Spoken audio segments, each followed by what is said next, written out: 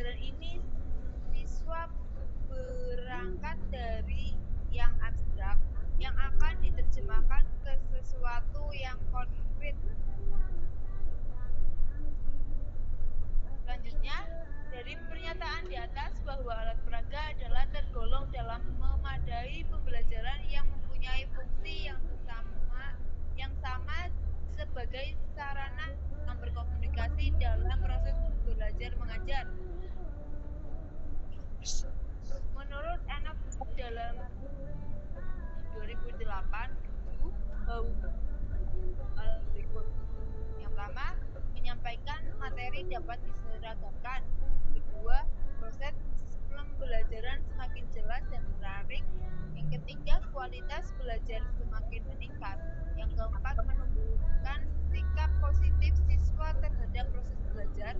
Yang kelima, mengubah peran guru ke peran yang lebih positif dan produktif.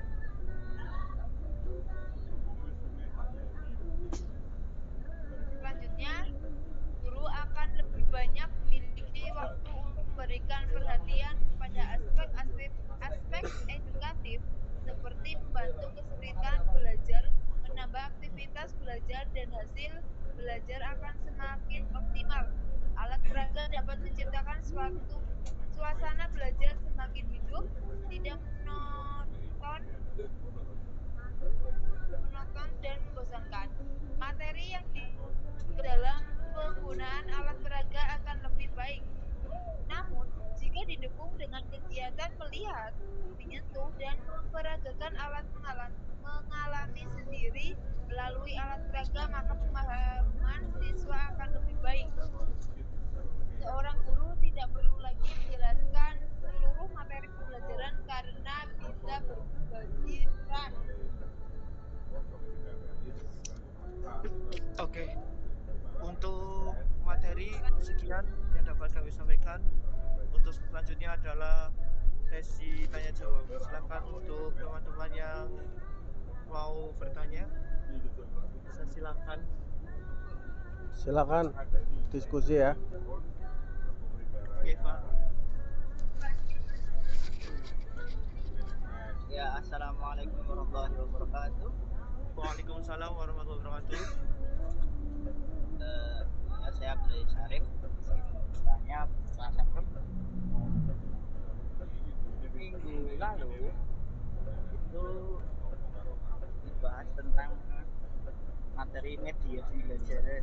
Nah, kalau kali ini itu alat peraga. Bedanya alat peraga dengan media itu apa? Kemudian yang kedua, hubungannya apa? Itu saja. Jadi saya terima kasih. Salam berkat. Waalaikumsalam warahmatullahi wabarakatuh. Terima kasih untuk Mas Aziz atas pertanyaannya. Kami tampung terlebih dahulu. Silakan selanjutnya bisa yang lain. Barangkali ada yang mau bertanya.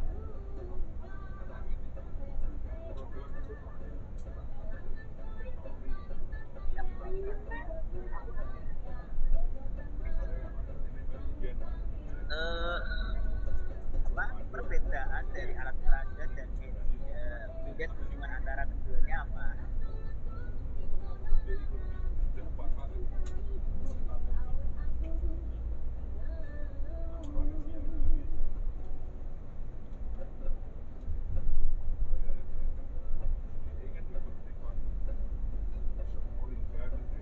Oke, silakan yang mau bertanya.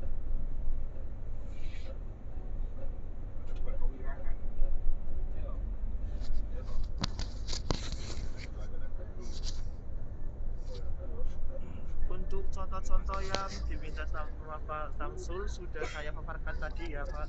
Iya, betul. Di presentasi seperti air untuk berwudu, terus debu yang suci untuk bertayamum, Iya. kain kafan asli untuk mempraktekkan cara mengkafani jenazah. Iya, sip.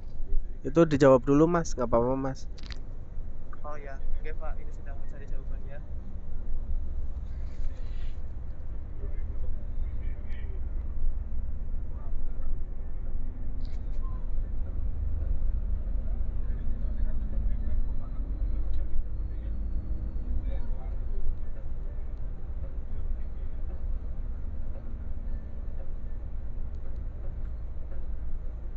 Monggo Pak Fakri. Ya, terima kasih atas waktunya untuk para narasumber.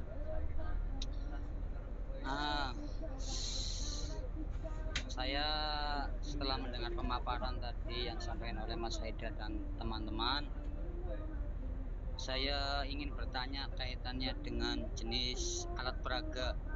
Di situ tadi disampaikan, coba yang tadi sudah disampaikan jenis-jenis alat peraga ada yang audio, ada yang visual dan juga ada audio visual. Coba dalam pembelajaran fikih contoh dari alat peraga atau media yang dipakai untuk jenis-jenis itu seperti apa? Coba dicontohkan. Saya ingin tahu supaya kita dalam pembelajaran bisa dipraktekkan di sekolah ataupun nanti ketika kita yang akan menjadi guru tahu contohnya biar penerapannya sesuai dengan jenis-jenis pembelajaran. Terima kasih. Oke, berarti Bapak tadi minta contoh jenis-jenis pelajaran Iya. dari audiovisual dan Audio, ya. Seperti apa contohnya? Coba dipaparkan biar kita tahu contoh dalam pembelajaran ini visualnya bagaimana biar kita sebagai calon pendidik kita tahu biar punya bekal seperti itu. Oke, Biar dalam Pak. interaksi. Oke, terima kasih ya Pak Fajri atas pertanyaannya. Sama-sama. Semoga yang lain barangkali mau bertanya dulu atau langsung saya jawab.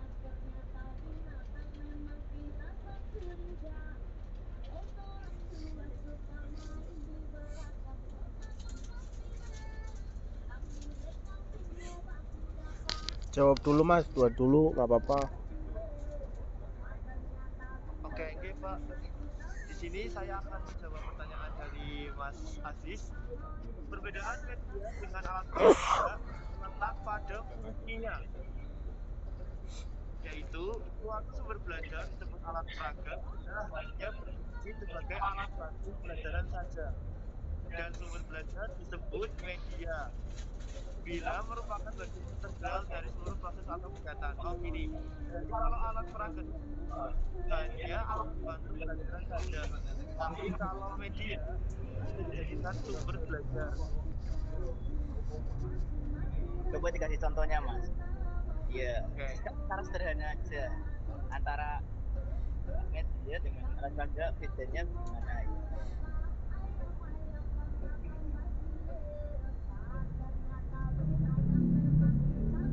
Nah, untuk alat peraga itu tadi ya hanya alat-alat yang bisa dijadikan bukan sumber ilmunya tapi jadi alat bantu. Seperti tadi kayak kain kafan untuk mengkafani jenazah.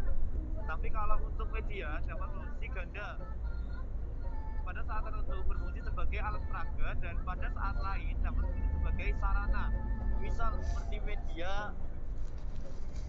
proyektor. Jadi ketika proyektor itu bisa menjadi kayak tadi alat peraga ketika kita menampilkan sesuatu dan juga menjadi sumber ilmu yang kita dapatkan juga dari proyektor tersebut. Kalau biasanya kita pakai papan tulis, kita pakai proyektor yang sudah kita sediakan. Dan itu bisa menjadi dua, tadi satu alat peraga dan satu menjadi media. Alat peraganya seperti ketika kita menggunakan proyektor, kita nanti bisa memperagakan visualisasi seperti tadi yang audio visual. Kita menggunakan alat peraga visualnya yaitu proyektor. Kita bisa memperlihatkan suatu gerakan-gerakan contohnya atau gerakan sholat yang kita tayangkan pada video, dan itu adalah alat peraga, alat peraga. Tapi ketika kita menyampaikan suatu media itu bisa dijadikan alat peraga juga. Kalau media itu bisa dua fungsi, yaitu sebagai alat peraga dan sebagai sumber ilmu tersebut. Kalau hubungannya apa mas? Kalau hubungannya, kalau alat peraga itu kalau media itu selalu bisa menjadi fungsi yang sama seperti alat peraga, tapi alat peraga juga selalu bisa berfungsi sebagai media ilmu atau sumber ilmu langsung. Seperti contohnya kita menggunakan yang suci. Ilmu yang suci bisa menjadi alat peraga ketika kita menyampaikan, dan dia juga bisa tahu langsung ilmu yang suci itu adalah sumber ilmu bukan. Tapi kalau seperti proyektor atau LCD yang kita lakukan itu bisa menjadi alat peraga dan bisa menjadi media ilmu atau sumber. Berarti nggak ada bedanya ya? Ada bedanya tadi, kalau alat peraga nggak bisa menjadi sumber media ilmu, kalau media bisa menjadi alat peraga dan sumber media ilmu.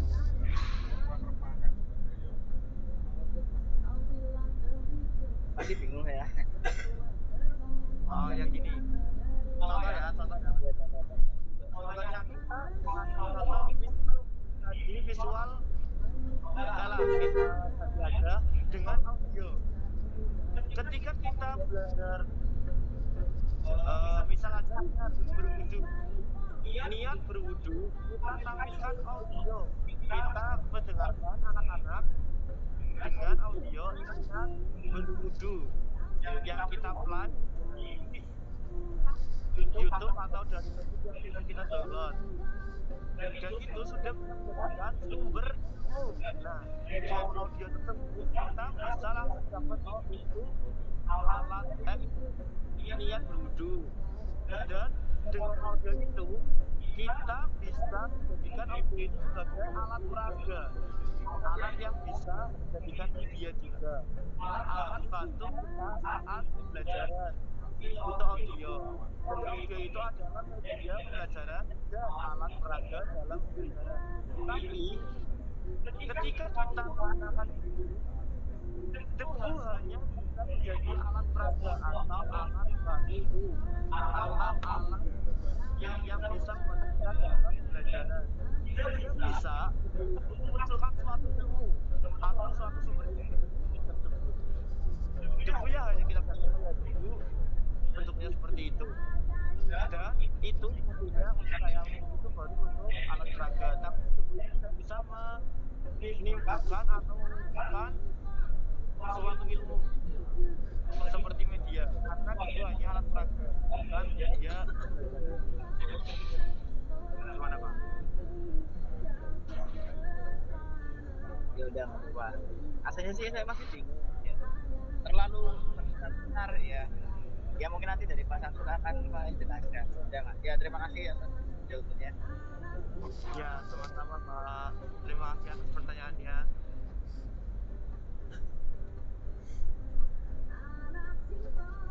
Selanjutnya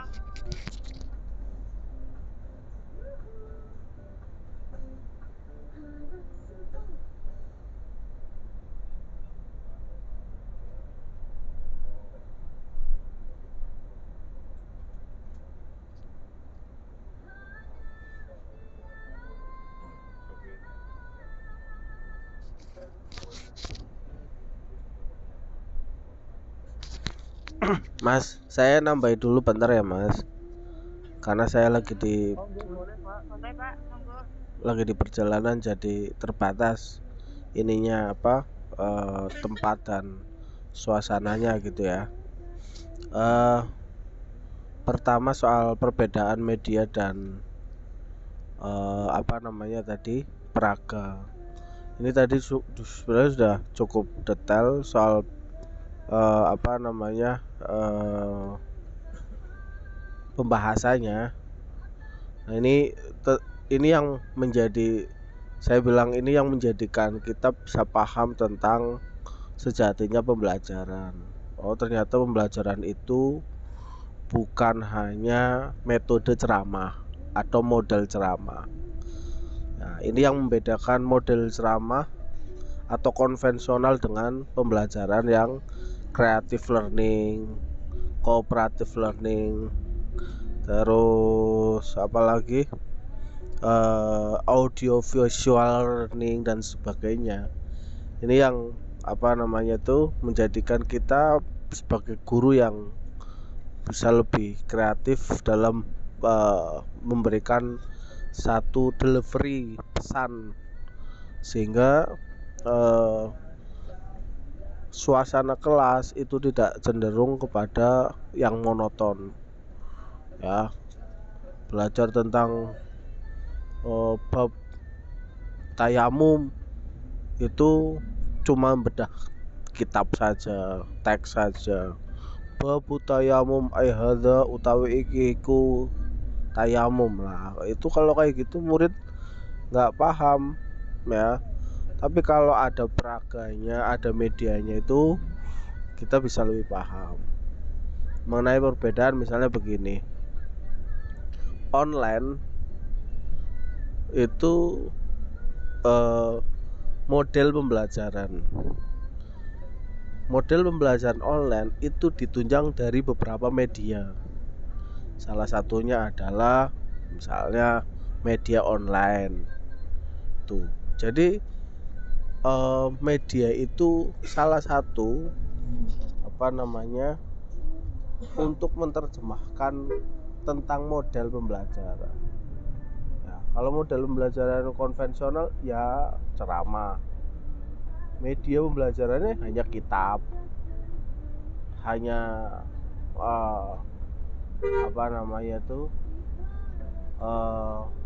billboard misalnya begitu, atau whiteboard misalnya begitu. Tapi kalau creative learning misalnya yang nggak konvensional akan menggunakan beberapa media. Salah satunya itu. Ini kita lagi menggunakan media pembelajaran yang bersifat online. Medianya apa? Ya ada Google Meet, ya ada video yang ditampilkan, ada PowerPoint, itu media pembelajaran. Nah, untuk menunjang media pembelajaran itu buatlah peraga, alat-alat peraga. Saya sering bilang alat peraga di dalam memahami huruf hijaiyah. Ya, salah satunya itu Big Book misalnya itu tadi. Kemarin Mbak Halimatus Sadia itu meneliti itu tentang bagaimana media Big Book itu menjadi lebih paham dalam pembelajaran mendongeng. Ini juga bisa dipelajari di dalam pembelajaran fikih gitu. Karena dengan begitu itu anak tahu bagaimana ternyata tuh udhiyah materi korban tuh begini-begini. Ternyata wudhu itu begini-begini. Jadi bukan hanya soal berwudhu adalah ya membasuh satu niat, dua membasuh wajah misalnya begitu.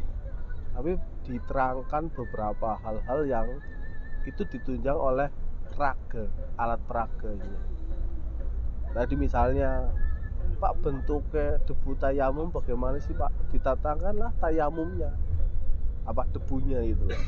Nah, debu itu adalah alat peraga itu, ya, yang membantu memahamkan. Makanya tadi fungsinya adalah yang absurd, yang hanya membayangkan saja menjadi lebih konkret. Itu karena apa? Karena ada alat peraga pembelajaran. Itu jarang dilakukan oleh seorang guru. Hanya orang-orang tertentu. Lah, membuat video itu media. Membuat video pembelajaran itu media. Ya. Modelnya ada online. Alat peraganya apa? Dan di dalam video itu kamu memberikan satu pemahaman tentang itu dan ditunjang oleh peraga. Kira-kira begitu ya. Jadi nanti detailnya itu saya ini terbatas, saya juga nggak mungkin teriak-teriak karena ini di dalam bis. Jadi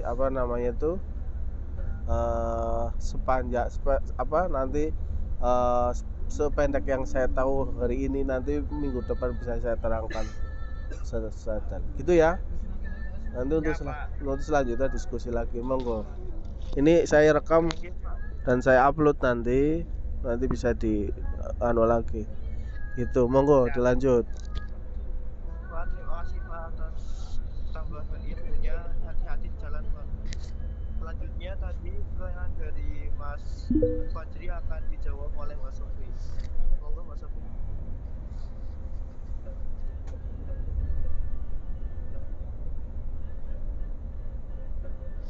Ya, baik, saya akan menjawab pertanyaan dari Pak Fajri.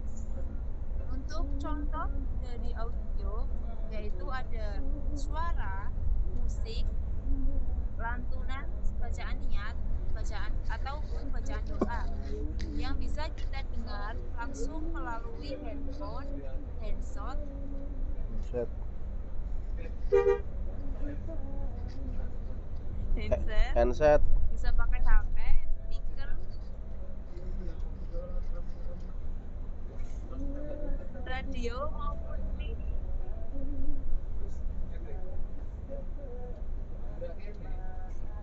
Untuk yang visual itu bisa melihat secara melalui video, film, gambar maupun slide.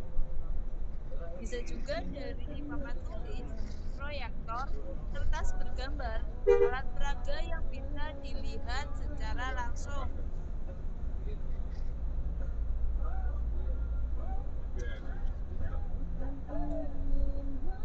Mungkin itu Pak Fajri.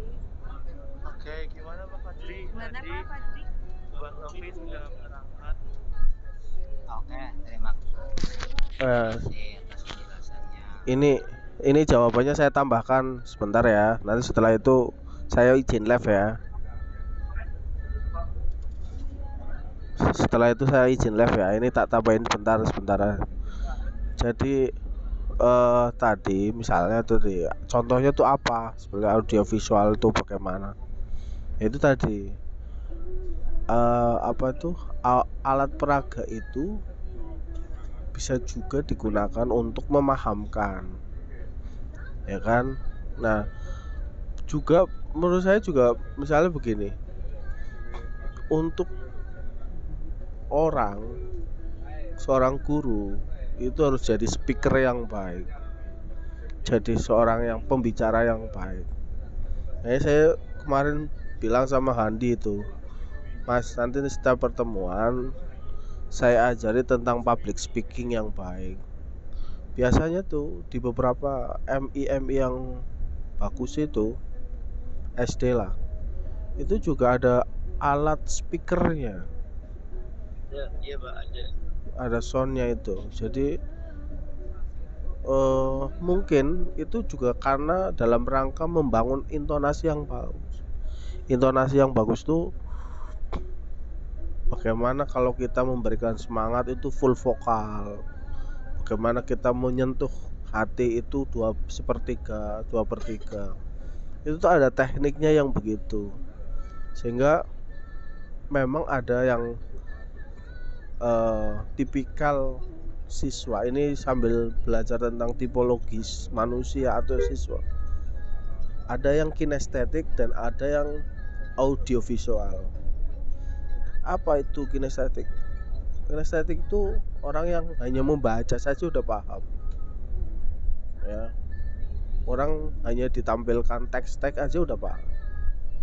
Tapi kalau orang yang audiovisual itu harus diperagakan, baru paham, kira-kira begitu. Dan sekarang kebanyakan manusia Gen Z itu kebanyakan tipikalnya audiovisual, jarang rajin membaca, tapi kalau diterangkan secara visual itu bisa paham. Saya pernah nguji soal leadership, kepemimpinan.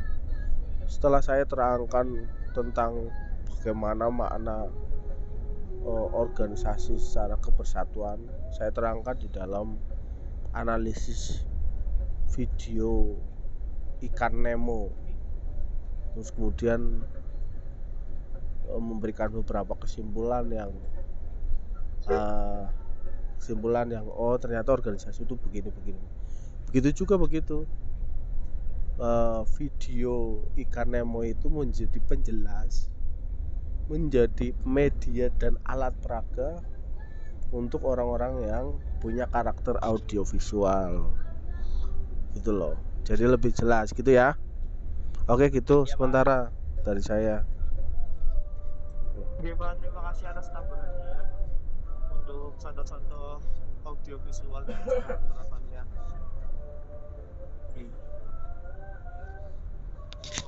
Saya izin live dulu ya.